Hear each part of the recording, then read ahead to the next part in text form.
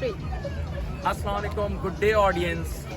Today's topic is if you want to maximize your wealth in stock market, so not only you have to pick the right stock, right time, और you need to study the market. सिर्फ ये काम नहीं करने के market study करो right time, बल्कि आपने टैक्स की नॉलेज भी रखनी है, क्योंकि यूनाइटेड स्टेट्स में डिविडेंड्स के ऊपर कई बार बहुत हाई टैक्स रेट भी लग जाता है, और अगर बहुत हाई टैक्स रेट लग गया तो आपकी वेल्थ मैक्सिमाइज नहीं होगी, फिर मजे की बात नहीं है।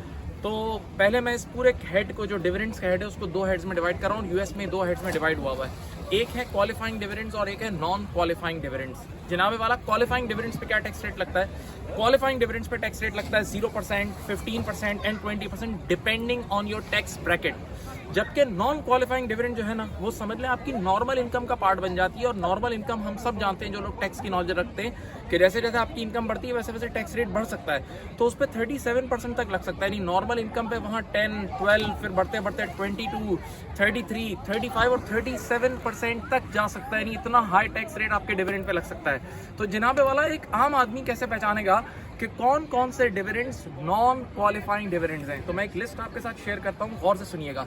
नंबर 1, अगर आपने यूएस में बैठ के किसी फॉरेन कंपनी के शेयर लिए हैं, गालिबन जो उनके स्टॉक में लिस्टेड नहीं है, तो वो आपके नॉन क्वालिफाइंग डिविडेंड्स बन जाते हैं। नंबर 2, अगर आपने REIT real estate investment trust में इन्वेस्ट किया हुआ है, तो वहाँ के डिविडेंड्स नॉन क्वालिफाइंग बन जाते हैं। नंबर 3, अगर आप यूएस में एम्प्लॉय हैं और आपको स्टॉक ऑप्शंस मिले, एम्प्लॉय के स्टॉक ऑप्शन मिले, तो वो भी नॉन क्वालिफाइंग। उसकी लॉजिक भी सुन लें, क्योंकि अगर आप एम्प्लॉय हैं और आपको आपका एम्प्लॉयर स्टॉक ऑप्शन दे रहा है, तो इट्स लाइक वो आपको सैलरी की फॉर्म में दे रहा है। तो वो फिर आपके डिविडेंड उसको डिविडेंड मत सोचें, वो एक समझ लें सैलरी वाली इनकम है, तभी उस पर हाई टैक्स रेट लग जाएगा।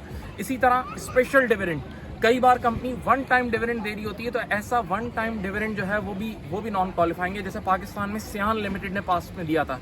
इसी तरह एक और रिक्वायरमेंट होती है कि जब डिविडेंड एक्स होने वाला होता है, आप सब इतनी नॉलेज रखते हैं, तो उस टाइम यूएस के अंदर एक 121 डेज का पीरियड होता है। तो उस 121 डेज में से कम आपने 60 डेज होल्ड करना है, राइट? ये पूरा एक सेटअप है। तो अगर इनमें से ये जो नॉन क्वालिफाइंग डिविडेंड में से कोई डिविडेंड आपके हाथ लग गया, तो वही सीधी बात है, फिर अच्छा खासा टैक्स रेट अप्लाई होगा।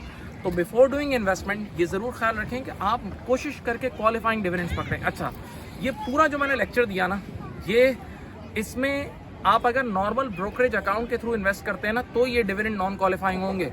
लेकिन कुछ लोग IRA के थ्रू इन्वेस्टमेंट कर रहे होते हैं, इंडिविजुअल रिटायरमेंट अकाउंट। तो रिटायरमेंट अकाउंट में अगर कोई भी इनमें से कोई भी डिविडेंड आके गिरे, तो फिर उस पर कोई ऐसा टैक्स रेट नहीं है, क्योंकि उसमें तो आपको कई सालों बाद at the age of retirement आप विड्रॉ करते हो, तो फिर कोई परेशान होने वाली बात नहीं। ये टॉपिक उन लोगों के लिए था जो नॉर्मल ब्रोकरेज अकाउंट के थ्रू इन्वेस्ट करते हैं। उम्मीद है आपने ये बात सीख ली होगी। अपना बहुत ख्याल रखिएगा। अल्लाह हाफिज़।